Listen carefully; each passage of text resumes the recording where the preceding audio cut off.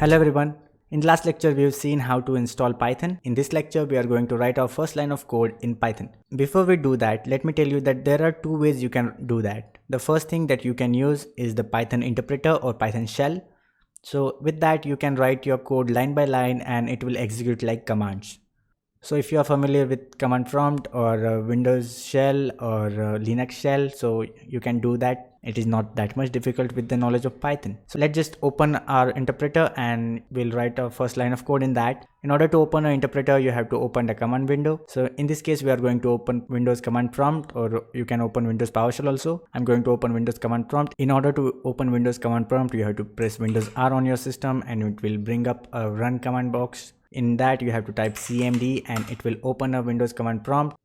Let me bring that here, and here you can see you can type some commands in it. So first thing that we will do is type Python in it, and by typing Python you can access the Python interpreter or Python shell. In this interpreter you can write your own line of code and execute it. The first line of code that we will write is print hello world. So print is a function which can print some text or some data on your console. So we are going to write legendary hello world in it. So by typing hello world in double quotes, which is enclosed in two pair of brackets. So after typing this code, we can just press enter and execute our code.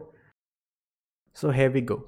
So that is a method to execute your code in Python shell. So we are going to stop here and let's move to another method. So in order to exit from this shell, you can type exit function, and that exit function will bring you out of this Python shell and you can go back to your simple CMD. And we can also exit from this shell. And now let me bring you to another method. This method includes some text editors. So you can use your preferred text editor like Notepad. I hope nobody's preferring Notepad over Sublime Text and Visual Studio Code. So these are awesome text editors that I recommend everyone to use. You can use Visual Studio Code, which is built by Microsoft, and it is awesome. And if you don't want to use that, you can use Sublime Text, which is also awesome and free. It also has a supported version which you can buy, but you can just stay with the free one also. So now let's open our code editor and we can write some code in it. I'm going to open my favorite Visual Studio Code. So you can open your VS Code too and write along with me. Click on new and new file, or you can press Ctrl N, and in this file we'll write hello world here.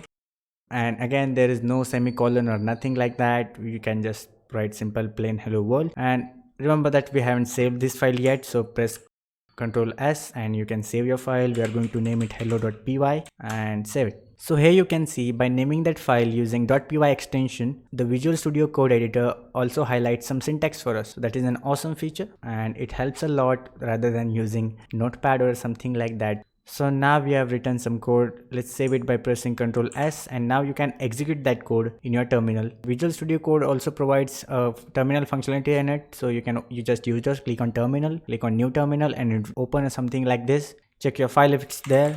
I'm going to type dir, and here I don't see any file called hello.py. So probably it's saved in section 2. You can see it here. So we'll cd in section 2.